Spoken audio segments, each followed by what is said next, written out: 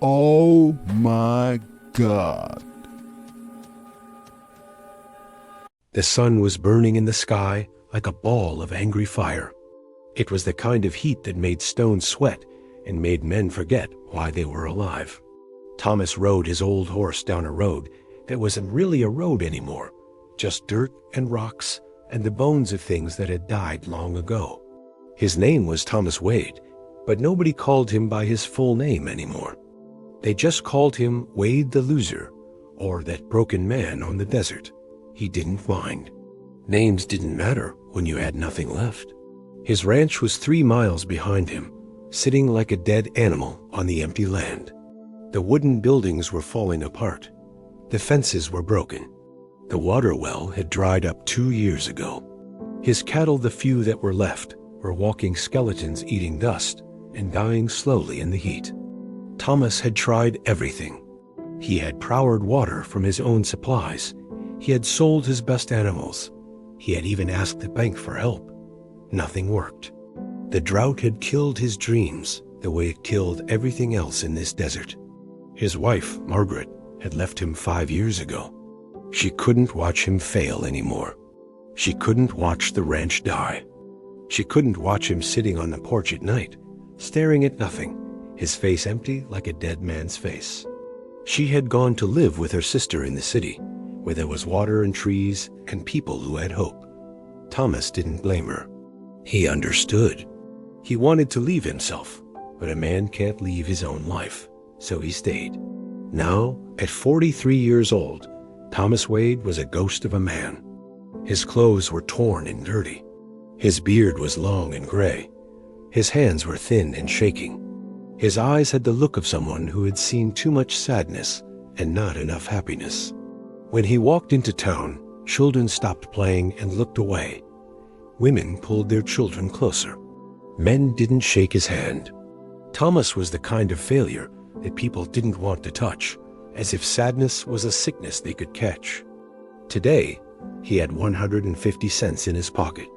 That was all the money left in the world.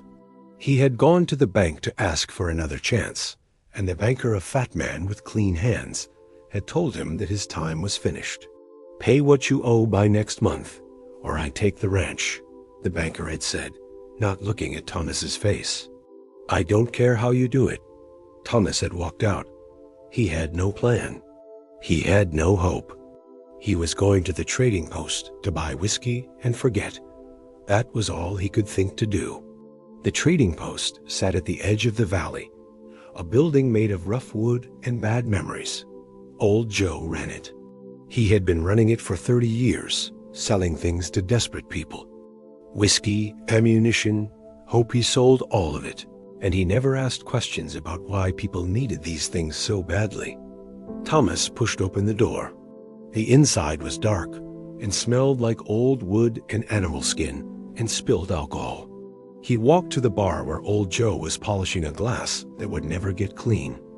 "Whiskey," Thomas said.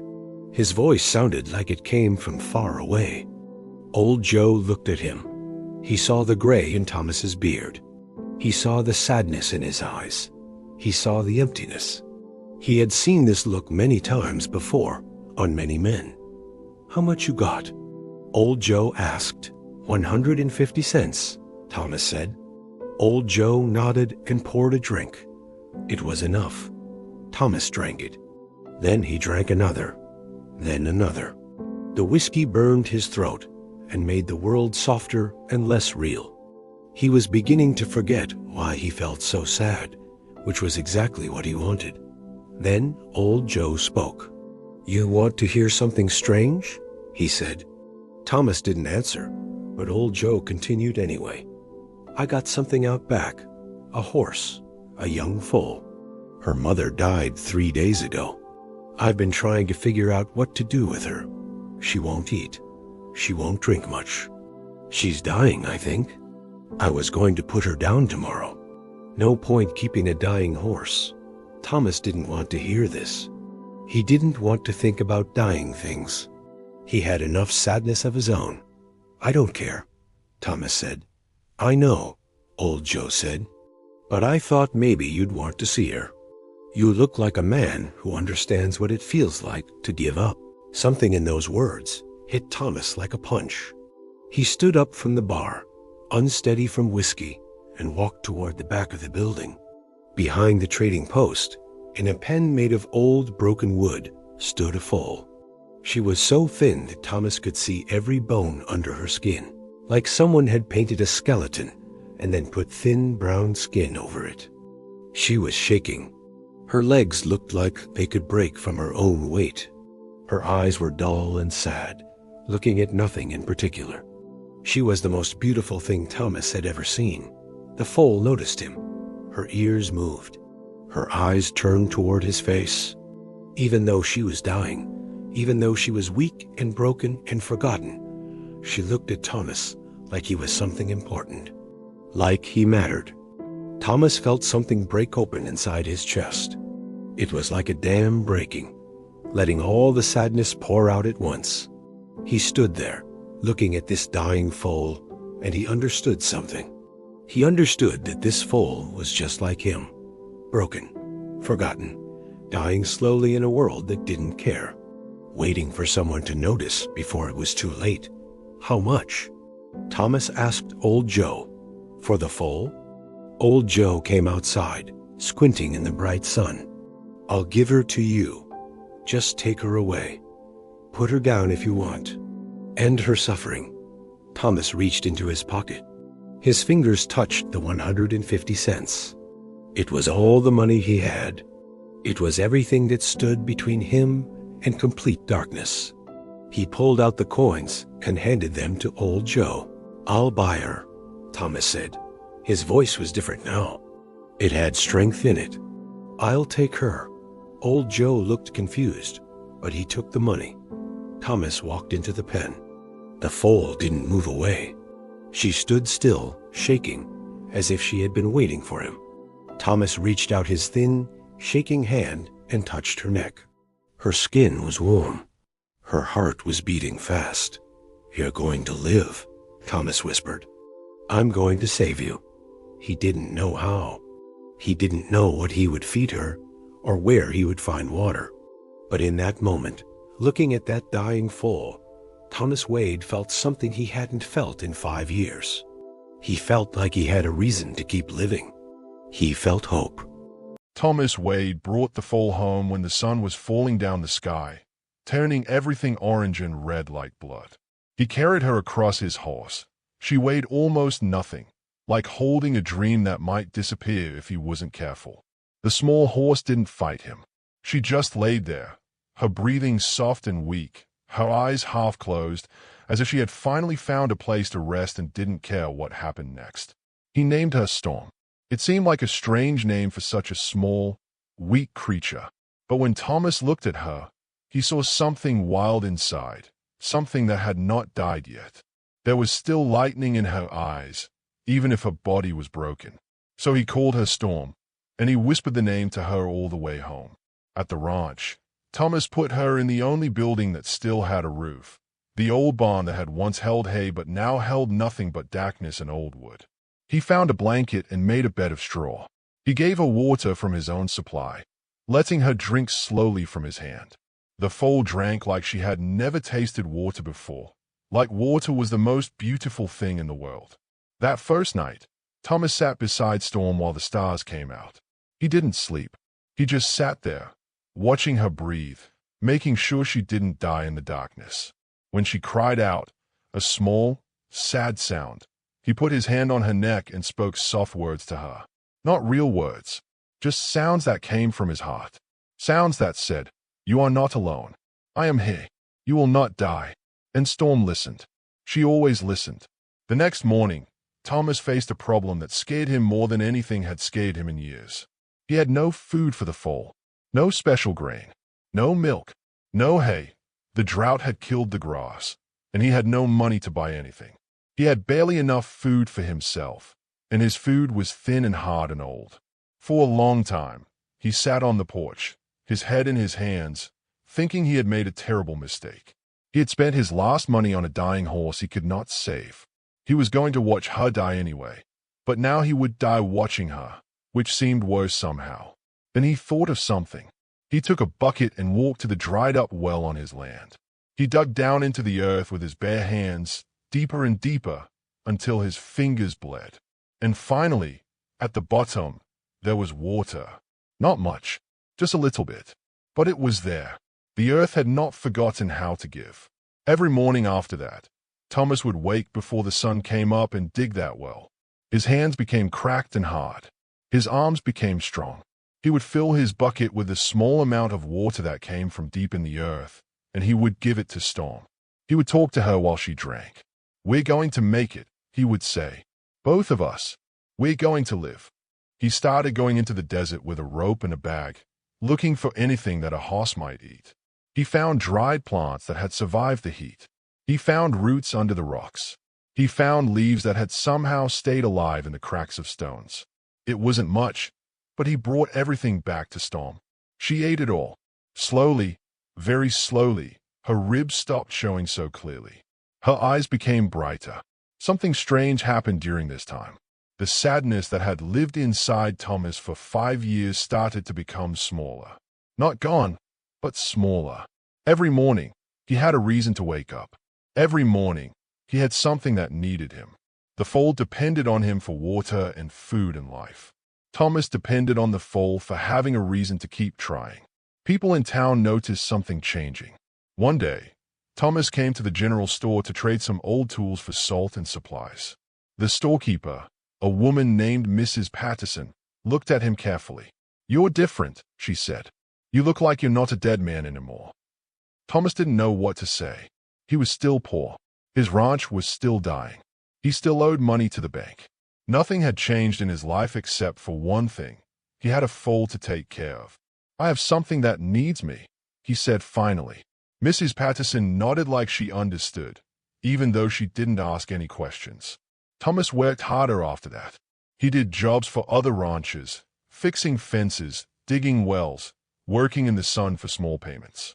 Every penny he earned, he saved. Not for himself. For Storm. For food and salt and medicine. An old man who raised horses told him that salt would help her grow strong. Thomas bought salt. 3 months passed. Storm was still small, but she was no longer dying. Her coat became shiny and smooth. Her legs became stronger. She could walk across the barn without stumbling. Most importantly, she looked at Thomas like he was the most important thing in her world. Thomas would sit in the barn in the evenings, and Storm would come and put her head against his chest. It was like she was listening to his heartbeat, making sure it was still there, making sure he was still alive. And Thomas would rest his face against her neck and breathe in the smell of her, dust and straw and life. He had not felt this kind of peace in many years. Sometimes he would cry, not sad tears, but tears that meant something was healing inside him. Storm would not move. She would just stand there, letting him hold her, letting him be weak for a little while, as if she was saying, "It is okay. I understand." One night, Thomas looked up at the stars and spoke out loud, something he had not done in years. "Thank you," he said to the sky, to God, to anything that was listening. "Thank you for not letting me die. Thank you for sending me something that needed me back." In the darkness of the barn, Storm made a small sound, a sound like agreement, like understanding, like love. And Thomas knew that his life had changed, not because of money or luck or anything he could control, but because he had found something to love, and something had found him to love back. In the middle of the desert, in the middle of his sadness, he had found another broken thing. And together, they were becoming whole. 6 months had passed since Thomas Wade brought Storm home. The foal was no longer small and dying. She had grown into a young horse that was strong and fast and beautiful. Her coat was the color of dark sand, smooth and shining. Her legs were long and powerful. Her eyes were bright and clever. When she ran across the ranch, she moved like wind and lightning, just like her name said. Thomas loved her more than he loved his own life. The news traveled slowly across the desert, the way all news travels in empty places. A broken rancher had saved a dying foal. The foal had grown into something special, something fast, something that moved in ways that horses shouldn't move. People started talking about her. They told stories in saloons and trading posts. They said she was the fastest horse they had ever seen. They said she was born under a lucky star. They said she was magic. Thomas didn't want people to know about Storm. He wanted to keep her safe and quiet and hidden. But the desert doesn't keep secrets. The desert tells everything. Eventually, one night, when the moon was dark and the stars were few, Thomas heard horses coming. He was sleeping in the barn, like he always did, on the straw next to Storm's stall. He woke to the sound of hooves, many hooves, moving fast, moving hard. He sat up, his heart suddenly beating like a drum. Storm was awake too. She stood at the fence, her ears forward, her eyes wide, sensing danger. Thomas walked to the barn door and looked out into the darkness. There were at least 10 riders coming across his land. They were not riding slow and peaceful. They were riding hard, like men who were hunting something, like men who wanted something badly enough to take it. Thomas felt cold fear move through his body. He had heard stories about men like this, men who came in the night to steal things, men who took what they wanted and didn't care about the people it belonged to, men who were dangerous and had no mercy. "Come out," one of the men shouted. His voice was loud and hard and cruel. "We know you got a horse. We want her." Thomas stepped back into the barn and closed the door. His hands were shaking. He looked at Storm, and Storm looked at him. Her eyes were afraid, but not for herself. She was afraid for him. "It's okay," Thomas whispered, even though he knew it wasn't okay. Nothing about this was okay. "Stay calm, girl. I'm going to protect you." But he had no gun. He had no weapon. He was just a thin, old man with nothing but his bare hands. The riders circled the barn, shouting and yelling. They were trying to scare him into coming out. One of them threw something through the barn window, and glass broke everywhere. Another man started hitting the barn door with something hard, an axe, maybe. The wood cracked. "Give us the horse and we won't hurt you," the man shouted. "But if you make us come in there, we'll hurt you bad." Thomas knew they were telling the truth. These men would hurt him.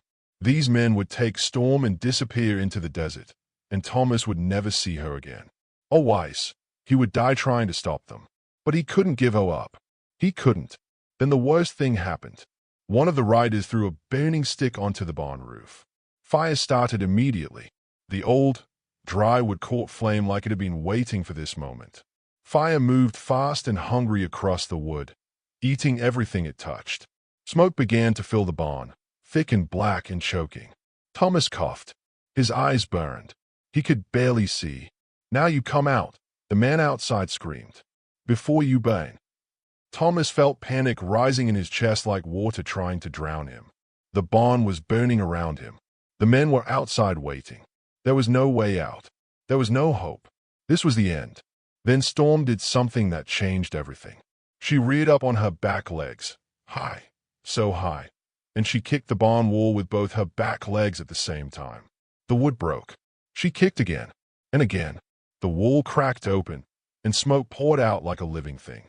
Storm burst through the broken wall into the night, and Thomas ran behind her. When he came out of the fire and the smoke, the first thing he saw was the chaos. Storm had not run away. She had run toward the men, toward the danger. She was moving like a storm, like lightning, like something wild and powerful that had been waiting to be free. The men on their horses had never seen anything like it.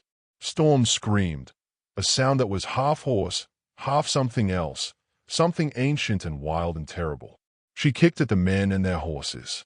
Her hooves flew through the air like weapons. The men shouted and tried to control their horses, but their horses were afraid. Animals know when another animal is stronger, faster, more dangerous. They know when they are beaten. One man tried to grab the rope around Storm's neck. She reared up and he fell off his horse, landing hard on the ground. Another man raised his gun to shoot, but Storm was too fast. She kicked his arm, and the gun flew out of his hand and landed in the dirt. A third man tried to ride toward Thomas, to capture him, but Storm was between them. She would not move. She would not let him pass. The men realized they could not win. They realized that this horse was not a thing to steal. She was a force of nature. They turned their horses around and rode away into the darkness, shouting at each other, frightened and angry and defeated. Within minutes, the night was silent again. Only the sound of the burning barn continued, the fire eating the old wood, destroying everything but unable to touch what really mattered. Thomas stood in the darkness, his clothes burning from the heat, his face black with smoke. Storm came to him. She came slowly, carefully, and she put her head against his chest. Her body was shaking. Her breathing was fast and hard. But she was safe. He was safe. They had survived. Thomas wrapped his arms around Storm's neck and held her like she was the only real thing in the world. His body shook with tears and fear and relief and something else, something like love so strong it hurt. "You saved me," he whispered into her Millionaire. "You came back. You could have run away and you came back." Storm didn't answer with words, but she answered with her body, staying close to him, telling him without words that she would always come back, that he was her home, that she would always choose him. And in that moment, Thomas Wade understood something true and deep and real. This horse loved him more than life itself, just like he loved her.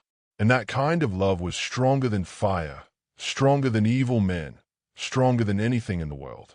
The burned barn stood like a skeleton against the sky for 3 days before people came to see what had happened. The fire had destroyed everything, the wood, the hay, the tools. But it had given birth to a legend. By the time the sheriff arrived to investigate, the story had already spread across the desert like wildfire itself. A destitute rancher, a dying foal, an attack by cruel men in the night, and a horse that had saved his life. People didn't believe it at first. Stories like that don't happen in the real world. But the burned barn was real. The broken wall was real. The marks of the fight were real. The sheriff, an old man named Coleman, listened to Thomas tell what happened. He looked at Storm, standing in the sunlight, calm and beautiful and strong. He looked at Thomas, thin and poor and marked by fire. And he believed him. "That's a special horse," the sheriff said. "Don't let her go, Wade. Something like that doesn't come around often." Thomas had no intention of letting her go, but he was about to have no choice. 2 days later, a man arrived at the ranch on a horse that cost more money than Thomas had ever seen in his life. The man wore expensive clothes and had the look of someone who was used to getting what he wanted. His name was Marcus Garrett, and he was a wealthy rancher from the Northern Territories. "I heard about your horse," Garrett said, not bothering with small talk. "I want to buy her. Name your price." Thomas looked at the man. He looked at his clean hands and his clean clothes and his clean face. This was a man who had never known hunger. This was a man who took things because he wanted them. "She's not for sale," Thomas said. Garrett smiled like he had heard a joke. "Everything is for sale, Wade. You just haven't heard the right price yet. I'll give you $5,000. Thomas's breath stopped. $5,000. That was enough to rebuild the ranch. That was enough to fix everything that the drought had broken. That was enough to live comfortably for years. But he looked at Storm, and she looked at him, and he understood that some things could not be bought or sold. Some things were beyond money. "No," Thomas said. Garrett's smile disappeared. "I'll give you 10,000. "No, 20,000. Thomas didn't answer. He just looked at the man until Garrett understood that no amount of money would work. The rancher turned his horse around and rode away, angry and confused. In his world, everything could be bought. He had never met something that couldn't. But the visit changed things. Word spread that a man had offered Thomas Wade $20,000 for his horse. If a wealthy man wanted her that badly, then Storm must be truly special. More visitors came. More offers came. Some men offered money. Some offered land. Some offered partnerships. All of it was refused. But Thomas had an idea. He began to think about racing. In the territories, there were horse races where people bet money and owners made fortunes. Thomas had never thought about racing Storm. She was too precious, too important. But as he watched her run and play, as he saw how fast she moved, as he saw the power in her legs and the intelligence in her eyes, he began to wonder. What if he could prove to everyone what he already knew? What if he could let the world see how special she was? And what if people would pay to watch her run? It took months to plan. Thomas had no money for entry fees or transportation. But people in town started helping him. Mrs. Patterson at the general store gave him credit. The blacksmith fixed Storm's hooves for free. The old horse trainer, the man who had told Thomas about Salt, came to the ranch and taught him how to prepare a horse for racing. "She has something inside her," the old man said, watching Storm run. "I've seen fast horses. I've seen strong horses. I've never seen anything like this. It's like she's running with her heart instead of her legs." Finally, a month later, Thomas brought Storm to the racing grounds at Copper Valley. There were 5 other horses running that day. Beautiful horses. Fast horses. Horses that had been trained by professionals. Horses that had won before. And then there was Storm. When Thomas led her to the starting line, people pointed. They whispered. She was beautiful. Yes, but she didn't look like a racing horse. She looked like a desert horse, tough and lean and simple. The other owners and trainers didn't take her seriously. How could a poor man's horse beat their animals? The gun went off. Storm exploded forward like she had been holding all her power back for her entire life. She didn't run like other horses. She ran like the desert itself was moving. She ran like wind made real. Within the first 100 yards, she passed every other horse. Within 200 yards, she was so far ahead that it looked like the other horses were standing still. She won by more than 100 yards. The crowd went crazy. People screamed. People jumped and shouted. People who had lost money were angry, but even they couldn't deny what they had seen. This horse was not normal. This horse was something different. Something impossible. Thomas won $800 that day. It was more money than he had ever held in his hands. He brought Storm home and cried. Over the next year, Thomas raced Storm in every competition he could reach. She won every single time. Sometimes by small amounts, sometimes by huge amounts. But she never lost. The money poured in like rain after drought. Thomas bought hay and grain and medicine. He rebuilt the barn. He fixed the fences. He paid the bank what he owed them. The banker who had told him his time was finished came to apologize, but Thomas didn't want apologies. He just wanted to be left alone. More importantly, other ranchers noticed Storm's bloodline. They wanted horses like her. They wanted to breed horses with her blood. Wealthy men came with offers to use her for breeding, and Thomas, who was no longer desperate, negotiated hard. He made agreements that paid him thousands of dollars. By the time 3 years had passed, Thomas Wade was a wealthy man. His ranch was beautiful again. His buildings were new. His land was green with water and life. He owned the finest horses in 3 territories.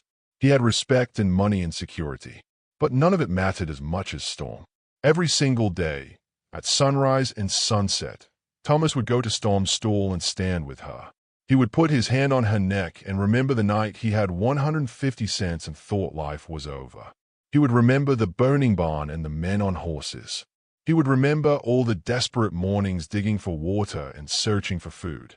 And he would understand something that most people never understand. The true wealth in his life had nothing to do with money. The true wealth was standing beside him, with dark eyes that loved him completely and completely. 30 years had passed since Thomas Wade gave his last 150 cents to buy a dying foal.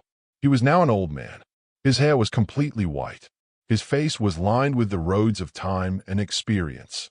His hands were still strong from work, but they moved slower now. His body had given everything it had to give, and now it was tired. But his eyes were still bright, still full of life and memory and love. The Wade Ranch was the largest and most beautiful in the territory. People came from far away just to see it. They came to see the famous horses, the bloodline that came from Storm. They came to hear the legend of the poor rancher and the dying foal that changed everything. Some people came because they wanted to buy horses. Some came because they wanted to see what a miracle looked like. But Thomas didn't care much about visitors anymore. He didn't care about money or fame or being known. He had all those things, and they were good, but they were not what mattered. What mattered was the old barn at the edge of the ranch. Every morning, before the sun came up, Thomas would walk to that barn with a bucket of special grain and fresh water. His joints hurt when he walked. His breathing came harder than it used to. But he never missed a morning, not once in 30 years. In the barn, waiting for him, was Storm. She was old now, too. Her dark coat had turned gray, like his hair. She moved slower than she used to move. Sometimes she had trouble standing up. Sometimes she coughed. But when she heard his footsteps, Something changed in her. Her ears came forward. Her eyes brightened. She whinnied, a soft, gentle sound, like she was saying good morning to the most important person in her life. Because he was. Thomas would come into her stall and she would lower her head so he could put his arms around her neck. This was their ritual. This was how they greeted each other every single day. No matter what else happened in the world, this moment was sacred. This moment was when Thomas Wade felt most real, most alive, most complete. "Hello, girl," he would say softly. "Good morning. How do you feel today?" Storm would breathe warmly against him. She would make small sounds that meant she was happy to see him. And Thomas would stand there, an old man holding an old horse, and he would feel like the richest person in the world. People didn't understand it. His doctors told him he should let Storm go. "She's old and tired," they said. "It would be kinder to let her rest forever." His business partners told him he was wasting time. "You're old too," they said. "You should be enjoying your money, traveling, resting, not spending hours in a barn with a horse." Even his few remaining relatives thought he was strange. "Why do you care so much about an animal?" they asked. "You have money and land and everything you ever wanted." But Thomas never explained. How could he explain to someone who had never loved anything the way he loved Storm? How could he explain the bond between a man and a horse when that bond was the only thing that mattered? One evening, when the sun was falling down the sky and turning everything gold and red, Thomas sat in the barn on an old wooden chair. He had put it there years ago, just to sit and watch Storm. An old, young reporter came to interview him about the famous ranch and the famous horses. The reporter wanted to know the secrets of success. "Mr. Wade," the reporter asked, "how did you build this empire? How did you go from nothing to everything?" Thomas looked at the reporter. The young man had a notebook and a pen and a hungry look, the look of someone who wanted a good story to tell. "Do you really want to know?" Thomas asked. "Yes, sir. Everyone wants to know." Thomas stood up slowly and walked to Storm's stall. The horse was sleeping, her head hanging low, her breathing peaceful. He put his hand on her neck gently, so gently she barely woke up. "I didn't build an empire," Thomas said quietly. "I built a life. And it didn't start with money or plans or dreams about being rich. It started right here, with this horse, when I had nothing left to lose." The reporter wrote this down. "But how did it become so successful?" Thomas turned to look at the young man. "Because I didn't do it for success. I did it for love. Every single thing I did, every race, every business deal, every choice I made, I did it to take care of her. She came first, always. Everything else came after." The reporter looked confused. "So you're saying you became a millionaire to take care of a horse?" "Not to take care of her," Thomas said. "Because of her. Because when you love something completely, when you put another being's happiness before your own, something changes inside you. You become stronger. You become better. You become the best version of yourself." Thomas sat back down in his old chair. "When I bought this horse, I had 150 cents and I was ready to die. I was broken. I was empty. I had nothing to live for. But she needed me, and I needed her. And somehow, that made us both alive again." The reporter didn't know what to write. This wasn't the kind of answer he had expected. Thomas continued, looking at Storm. "People think the miracle was that a poor man became rich. But that's not the miracle. The miracle is that a broken man learned how to love again. The miracle is that he found something that loved him back, completely and perfectly and without any conditions. The miracle is that love saved us both." Storm opened her eyes and looked at Thomas. She made a small sound. "She's talking to you," the reporter said. "Yes," Thomas agreed. "She always does. We've been talking to each other for 30 years. Every day, without words, but we understand each other." That night, after the reporter left, Thomas stayed in the barn. He didn't go inside the house to sleep. He just sat in his old chair and watched Storm sleep. He watched her breathe. He watched the way her body moved gently up and down with each breath. He thought about the man he used to be, the broken, desperate, hopeless man who had nothing. He thought about the moment he saw Storm and decided to give his last money for her. He thought about all the mornings digging for water, all the nights sitting beside her, all the years building something beautiful together. Thank you, he whispered to the sleeping horse. Thank you for saving my life. Thank you for needing me. Thank you for teaching me what love really means. Storm, even in her sleep, seemed to hear him. One ear twitched, one eye opened just a little, just enough to see him. And in that moment, Thomas Wade understood the deepest truth of his life. He had not built an empire. He had built a love story, and it was the most beautiful, most powerful, most important thing he had ever created. Loyalty never dies. It lives in every breath, every moment, every heartbeat shared between two souls who chose each other against all the darkness of the world. That was the real miracle. That was the real wealth. That was forever. The end.